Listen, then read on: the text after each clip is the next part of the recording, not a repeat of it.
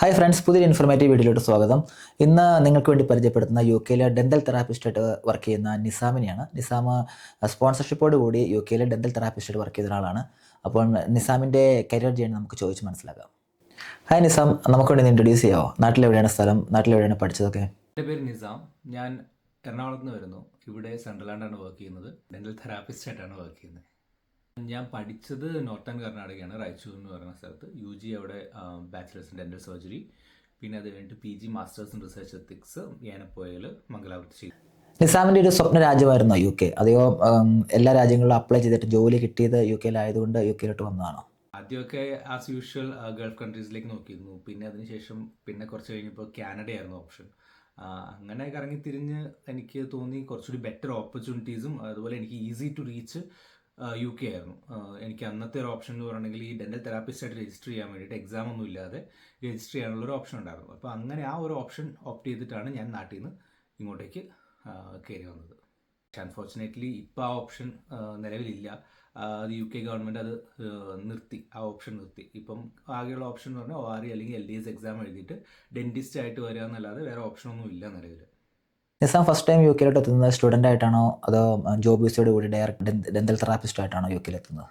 ഞാൻ ആദ്യം UK-യിലേക്ക് വരുന്നതിന് സ്റ്റുഡൻ്റ് ആയിട്ട്, അതായത് പബ്ലിക് ഹെൽത്ത് പഠിക്കാൻ വരുന്നതിന് മുന്നേ തന്നെ ഈ പറഞ്ഞ ഡെൻ്റൽ തെറാപ്പിസ്റ്റിനുള്ള രജിസ്ട്രേഷന് അപ്ലൈ ചെയ്തിട്ടാണ് വന്നത്. പക്ഷേ എൻ്റെ രജിസ്ട്രേഷൻ, എൻ്റെ ഒരു എയിം എന്ന് പറയുകയാണെങ്കിൽ ഇവിടെ വന്നു കോഴ്സ് കംപ്ലീറ്റ് ചെയ്യുന്ന സമയത്തേക്ക് എനിക്ക് രജിസ്ട്രേഷൻ കംപ്ലീറ്റ് ആയി ജോലിക്ക് കയറാം എന്നൊരു ഓപ്ഷൻ ആയിരുന്നു എൻ്റെ മനസ്സിലുണ്ടായിരുന്നത്. പക്ഷേ എൻ്റെ രജിസ്ട്രേഷൻ കംപ്ലീറ്റ് ആവുന്നതിന് ഓൾമോസ്റ്റ് 2 ഇയേഴ്സ് സമയമെടുത്തു. അപ്പോൾ ഞാൻ എൻ്റെ കോഴ്സ് കംപ്ലീറ്റ് ചെയ്തിട്ടും എനിക്ക് രജിസ്ട്രേഷൻ ആയില്ല. പക്ഷേ പോയി നാട്ടിൽ ചെന്നതിന് ശേഷമാണ് എനിക്ക് രജിസ്ട്രേഷൻ കംപ്ലീറ്റ് ആയതും എനിക്ക് ജോബ് ഓപ്പർച്യൂണിറ്റീസ് വന്നതും. അപ്പോൾ ഞാൻ ജസ്റ്റ് ഇൻഡീഡിൽ വെറുതെ ഒരു ഔട്ട് ഓഫ് ക്യൂരിയോസിറ്റി അപ്ലൈ ചെയ്തതാണ്. ഒരു 3 സ്ഥലത്ത് അപ്ലൈ ചെയ്തു. അതിൽ നിന്ന് ഫസ്റ്റ് ഓപ്ഷൻ തന്നെ എനിക്ക് വിളിച്ചപ്പോൾ അത്യാവശ്യം നല്ല പേയും അത്യാവശ്യം നല്ല കംഫർട്ടബിൾ ആയിട്ടുള്ള ഒരു പ്ലേസിൽ നിന്നാണ് വിളിച്ചത്. സോ അപ്പോൾ ഞാൻ ആലോചിച്ചപ്പം ഓക്കെ, വൈ നോട്ട്, ഒന്നുകൂടി ട്രൈ ചെയ്ത് നോക്കാം എന്ന് വിചാരിച്ച് കയറി വന്നതാണ്. ഈ UK-യിലെ ഡെൻ്റൽ തെറാപ്പിസ്റ്റിൻ്റെ പോസ്റ്റിലോട്ട് നമ്മൾ ആപ്ലിക്കേഷൻ കൊടുത്തപ്പോൾ എന്തൊക്കെ ചലഞ്ചസ് ആണ് നിസാം നേരിട്ടിട്ടുള്ളത്? എനിക്ക് മെയിൻ ആയിട്ടുണ്ടായിരുന്ന ചലഞ്ച് എന്ന് പറഞ്ഞാൽ, ആ സമയത്ത് ഉണ്ടായ ചലഞ്ച് എന്ന് പറഞ്ഞിട്ടുണ്ടെങ്കിൽ ഈ പറഞ്ഞ പോലെ പേപ്പർ വർക്ക് ആണ് ബേസിക്കലി ഉള്ളൂ. പക്ഷേ അത് പേപ്പർ വർക്ക് കുറച്ച് പാടാണ്, അത്ര എളുപ്പമൊന്നും കംപ്ലീറ്റ് ചെയ്യാൻ പറ്റില്ല. പിന്നെ കേസ് വർക്കർ എന്ന് പറഞ്ഞിട്ടൊരു ആളുണ്ട്. അപ്പോൾ അവരാണ് നമ്മുടെ ഈ പേപ്പർ ഫുള്ള് വെരിഫൈ ചെയ്ത് അപ്രൂവ് ചെയ്യുന്ന ആൾ. അപ്പോൾ അവർ ഡിപ്പെൻഡ്സ് ഓൺ അവരുടെ ഒരു മൂഡും ഈ പറഞ്ഞ പോലെ അവരെത്ര എന്താ പറയുക എഫിഷ്യൻ്റ് ആണെന്നുള്ളതനുസരിച്ചിരിക്കും. ചിലപ്പോൾ നമ്മളിട്ട് വലിപ്പിച്ചുകൊണ്ടിരിക്കും, ചിലപ്പോൾ പെട്ടെന്ന് കഴിയും. അപ്പം 6 months കൊണ്ട് കിട്ടിയ ആൾക്കാരും ഉണ്ട്, എനിക്ക് 2 years എടുത്തു. ഇപ്പോഴും കിട്ടാത്ത ആൾക്കാരും ഇപ്പോഴും ഉണ്ട്. UK-യിൽ ഡെന്റിസ്റ്റുകളുണ്ട്, ഡെൻ്റൽ തെറാപ്പിസ്റ്റ് ഉണ്ട്, ഡെൻ്റൽ ഹൈജീനിസ്റ്റ് ഉണ്ട്. അപ്പോൾ ഇതുപോലെ ഇവരുടെ 3 പേരുടെയും ഡ്യൂട്ടീസ് ആൻഡ് റെസ്പോൺസിബിലിറ്റീസിൽ എന്തൊക്കെ മാറ്റങ്ങളാണുള്ളത്, ഇവരുടെ വർക്കിംഗ് കൾച്ചർ കാര്യങ്ങളൊക്കെ ഒന്ന് പറയാമോ? ആളുകൾക്ക് അറിയാത്തൊരു കാര്യം എന്ന് വെച്ചിട്ടുണ്ടെങ്കിൽ, നമ്മൾ ഈ ഡെൻ്റൽ തെറാപ്പിസ്റ്റ്, ഡെൻ്റൽ ഹൈജീനിസ്റ്റ് എന്ന് പറഞ്ഞ റോള് നമുക്ക് നാട്ടിലില്ല. നമുക്ക് ആകെ നാട്ടിലുള്ളത് ഡെൻറ്റിസ്റ്റും സ്പെഷ്യലിസ്റ്റ് ഡെൻറ്റിസ്റ്റുമാണ്. ഇവിടെ നമുക്ക് കുറച്ചുകൂടി, അതായത് ശരിക്കും പറയണമെങ്കിൽ പേഷ്യൻസിന് ആവശ്യത്തിന് ഡെൻറ്റിസ്റ്റ് ഇല്ല എന്നാണ് ഇവിടുത്തെ ഒരു കാര്യം.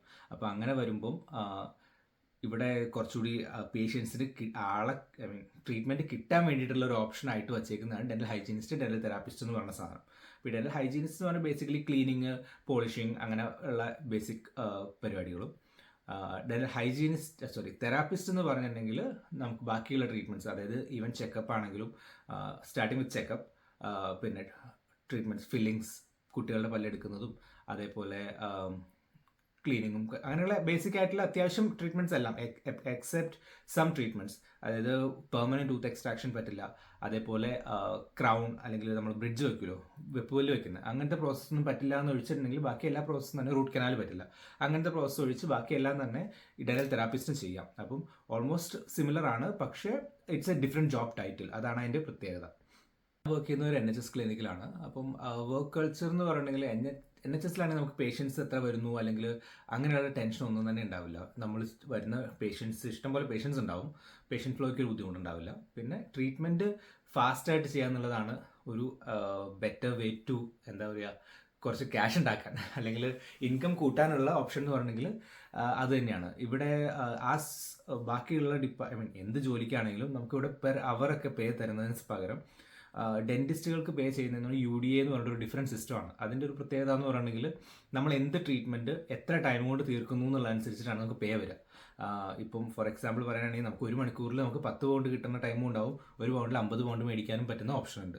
So it completely depends on how fast you are, how good you R.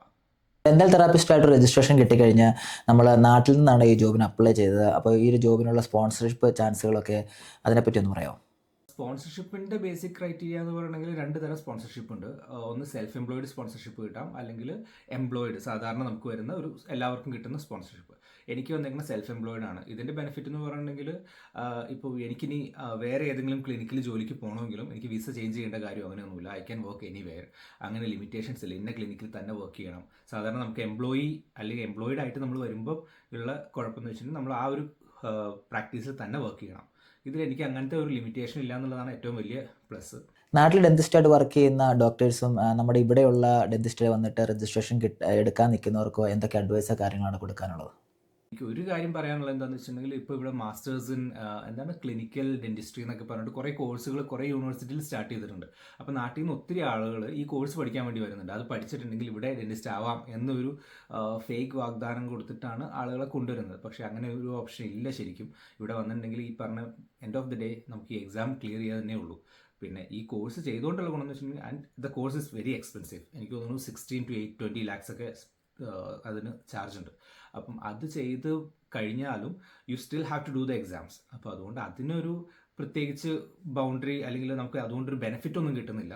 അപ്പം അത് ചെയ്യുന്നതിന് മുന്നേ നല്ലപോലെ ഒന്ന് ആലോചിച്ച് അതിൻ്റെ ആവശ്യമുണ്ടോ, ഇൻസ്റ്റെഡ് വീട്ടിലിരുന്ന് പഠിക്കാവുന്നതേ ഉള്ളൂ. നമ്മൾ ഈ പറഞ്ഞ പോലെ അതിനൊരു കോഴ്സിന് വേണ്ടി എക്സാമിന് വേണ്ടി പ്രിപ്പയർ ചെയ്തിട്ട് എക്സാം എഴുതാവുന്നതേ ഉള്ളൂ. അതിൻ്റെ ആവശ്യമുള്ളൂ. അപ്പം അത് ചെയ്താൽ മതി എന്നാണ് എൻ്റെ ഒരു personal opinion. Thank you so much Nizam. നിസാമിൻ്റെ ഒരു ഇൻഫർമേറ്റീവ് വീഡിയോ എല്ലാവർക്കും ഉപകാരപ്പെടട്ടെ. പുതിയൊരു ഇൻഫർമേറ്റീവ് വീഡിയോയുമായി കാണുന്നവരെ ബൈ. Thank you.